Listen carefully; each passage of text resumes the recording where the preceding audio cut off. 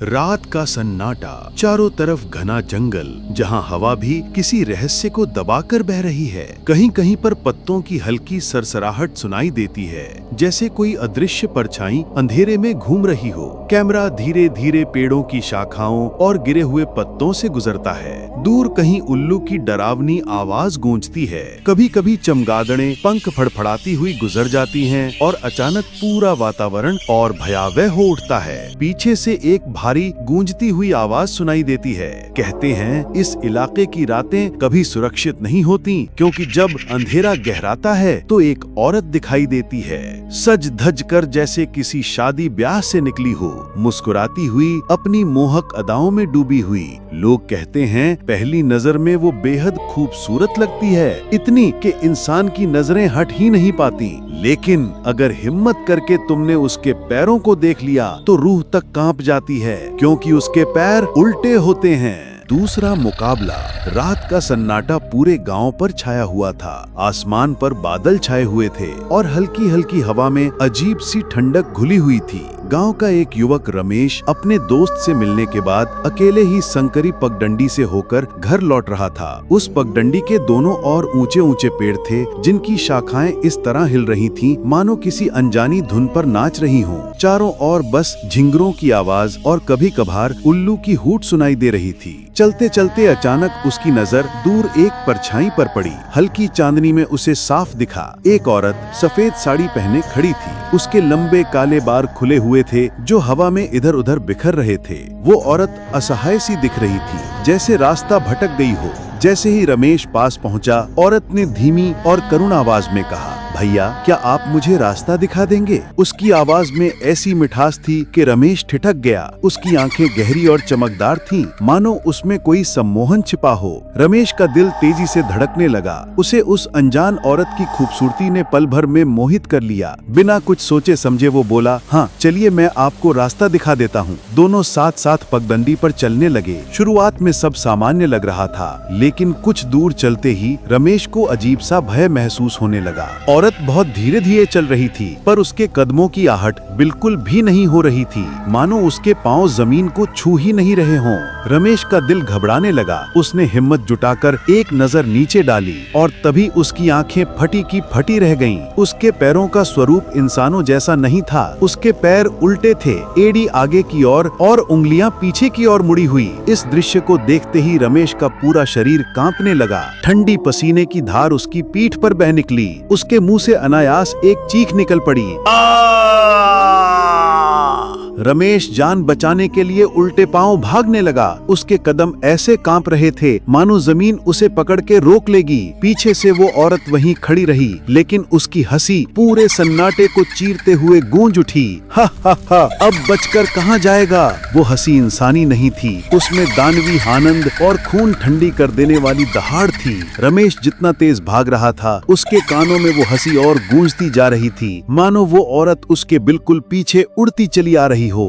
गांव में दहशत। सुबह की पहली किरणों के साथ ही पूरे गांव में हलचल मच गई। रात में जिस युवक ने उस रहस्यमयी औरत को देखा था, वो बिस्तर पर पड़ा कराह रहा था। उसका शरीर बुहार से तप रहा था, आंखें लाल हो चुकी थीं और होठों से लगातार बड़बड़ाहट निकल रही थी। वो बार बार एक ही बात कहता। वो मुस्कुरा रही थी, लेकिन उसके पैर उल्टे थे, उल्टे। गांव वाले घबरा उठे। महिलाएं बच्चों को घरों के अंदर ले गईं और मर्द एक दूसरे से डर भरी नजरों से फुसफुसाने लगे। हवा में एक अदृश्य डर समा गया था, जैसे पूरा वातावरण किसी अनजानी छाया से भर गया हो। बुजुर्गों ने तुरंत पहचान लिया, ये काम पिछल परी का है। उनकी आवाज में डर और यकीन दोनों था। एक बूढ़ा कांपती आवाज में बोला, ये कोई साधारण आत्मा नहीं है, ये उन औरतों की आत्मा है जिनके साथ जिंदगी में जुल्म हुआ, जिनकी मौत बिना न्याय पाए अधूरी रह गई। वे ही बदला लेने लौट आई हैं। गांव में अब हर कोई चुप था। शाम ढलते ही दरवाजों पर ताले जड़ दिए जाते। कोई भी अंधेरा होने के बाद बाहर निकलने की हिम्मत नहीं करता, और उस युवक की हालत दिन ब दिन बिगड़ती जा रही थी। लोग कहते, जिसे पिछल परी देख लेती है उसका बचना मुश्किल है। परिवार की त्रासदी। गांव की रातें अब पहले जैसी नहीं रही। हर कोई शाम ढलते ही दरवाजे बंद कर लेता, बच्चे बाहर खेलना छोड़ चुके थे और औरतें तो अंधेरा होते ही चूल्हा चौका निपटाकर घरों में दुबक जाती थी। इसी बीच गांव का एक व्यापारी, नाम था रघुनाथ सेठ, धनवान मगर थोड़े घमंडी, उसे इन कहानियों पर विश्वास नहीं था। वो अक्सर गांव वालों को ताना देता, भूत प्रेत कुछ नहीं होते, ये सब तुम्हारे दिमाग का वहम है।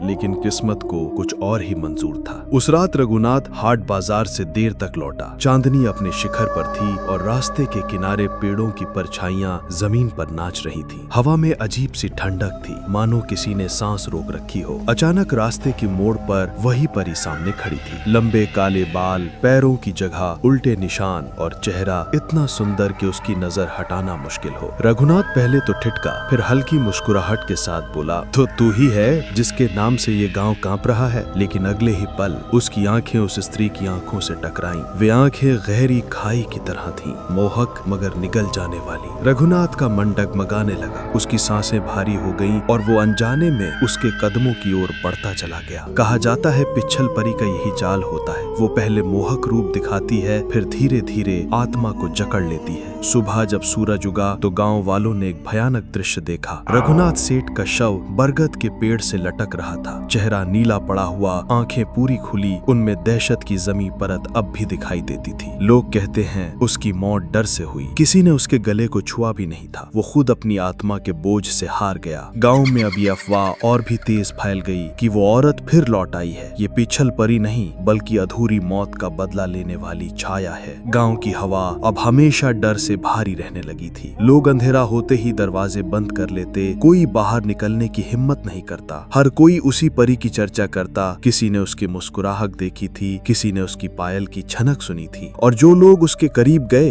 वो कभी जीवित लौट कर नहीं आए। इस भयावह माहौल में आखिरकार गांव के बुजुर्गों ने तय किया कि अब इंसानी उपाय काम नहीं आएंगे, उन्हें किसी ऐसे व्यक्ति की जरूरत है जो अलौकिक शक्तियों से सामना कर सके। तभी किसी ने एक दूर दराज के तांत्रिक का नाम लिया। कहा जाता था कि वो काली विद्या और तंत्र मंत्र में माहिर है और आत्माओं को बांधने की शक्ति रखता है। दोनों बैलगाड़ियां भेजी गई उसे बुलाने। कई घंटों बाद जब वो तांत्रिक गांव पहुंचा तो उसके साथ गहरी रहस्यमयी आभा भी आई। वो लंबा कद, गिरवे वस्त्र, गले में रुद्राक्ष और खोपड़ी की माला पहने हुए था। आंखें लाल सी चमकती थीं और हाथ में एक त्रिशूल नुमा डंडा था। गांव वाले उसके चारों ओर इकट्ठा हो गए। उन्होंने रो रो कर उससे मदद की गुहार लगाई। तांत्रिक ने सबकी बातें ध्यान से सुनी और फिर धीरे से बोला, ये आत्मा कोई साधारण प्रेत नहीं है, ये पिच्छल परी है। इसकी सबसे बड़ी शक्ति इसकी अद्भुत खूबसूरती है, वही सुंदरता इसका हथियार है। जब तक ये मोहपाश में बांध सकती है तब तक कोई भी इंसान इससे बच नहीं पाएगा।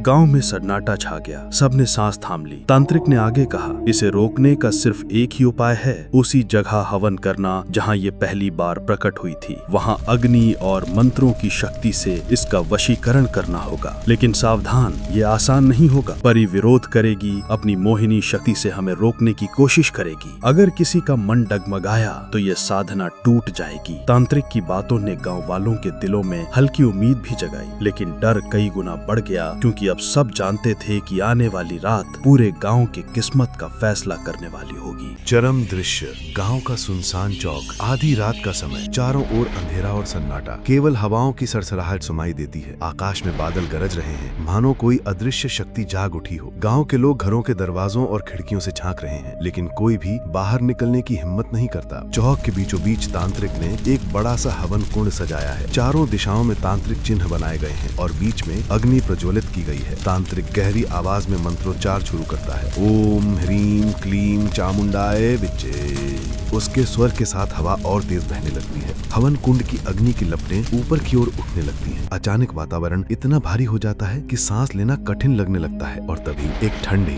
भयानक चीख पूरे गांव में गूंजती है। पेड़ हिलने लगते हैं, मिट्टी उड़ने लगती है और हवा इतनी तेज हो जाती है कि दीपक और मशाले बुझने लगती हैं। अगले ही क्षण काली धुंध के बीच से पिच्छल परी प्रकट होती है। उसका चेहरा पहले जैसा सुंदर नहीं रहा, अब उसकी आंखें खून जैसी लाल चमक रही थीं। उसके लंबे बाल हवा में बेतहाशा लहरा रहे थे। उसके दांत नुकीले और बाहर निकले हुए थे और सबसे डरावनी बात, उसके पैर उल्टे थे जो जमीन पर घिसटते हुए भयानक आवाज कर रहे थे। वो वो गुर्राते हुए तांत्रिक की ओर बढ़ी। उसकी चीख से पूरा चौक कांप उठा। गांव वालों की आंखों में आतंक साफ छलक रहा था। कोई दरवाजे पटक रहा था, कोई मंत्र बुदबुदा रहा था। तांत्रिक ने अपनी कमर से राख की छोटी थैली निकाली और जोर से हवा में बिखेर दी। राख की जमीन पर गिरते ही अग्नि की लपटें और ऊंची हो गईं। तांत्रिक और तेज मंत्रोच्चार करना शुरू कर दिया। परी ने जोरदार झपटा मारा। उसके नाखून किसी जानवर के पंजों की तरह चमक रहे थे, लेकिन जैसे ही वो तांत्रिक के पास पहुंची, राख का घेरा उसकी ओर चमक उठा। एक अदृश्य शक्ति ने उसे रोक लिया। वो और भी जोर से चीखने लगी। आग की लपटें उसके चारों ओर उठने लगी। धुएं का घना गुबार फैलने लगा। तांत्रिक मंत्र पढ़ते हुए उस पर कमंडल से जल छिड़कता रहा। परी दर्द से तड़प उठी। उसकी चीख अब इतनी भयावह थी कि लगता था मानो पूरी धरती कांप रही हो। धीरे धीरे उसका शरीर धुएं में बदलने लगा। उसकी आंखों की लाल चमक मद्धम पड़ने लगी। उसने आखिरी बार चीखते हुए कहा, तुम लोग मुझे बांध तो सकते हो, पर मिटा नहीं सकते। और फिर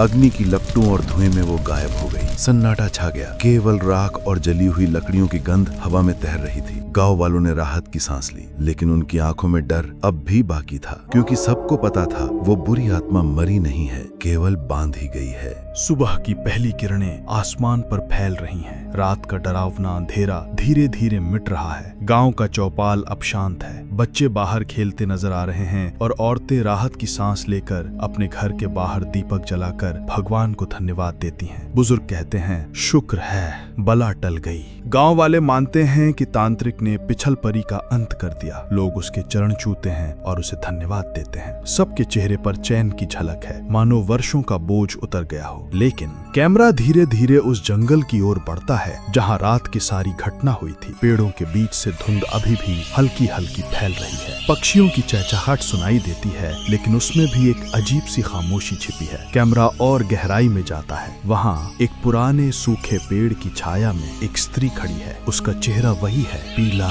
डरावना और होठों पर एक हल्की रहस्यमयी मुस्कान। उसकी आंखें हल्की लाल चमक रही हैं। वो धीरे धीरे सिर झुकाती है, फिर कैमरे की ओर देखकर मुस्कुराती है। उसी पल बैकग्राउंड में ठंडी, गहरी और गूंजती हुई आवाज सुनाई देती है। पिछल परी कभी पूरी तरह नहीं मरती, वो लौट कर आती है हर बार। और अचानक स्क्रीन ब्लैक हो जाती है। हवा की सनसनाहट और उसकी धीमी हंसी आखिरी बार गूंजती है।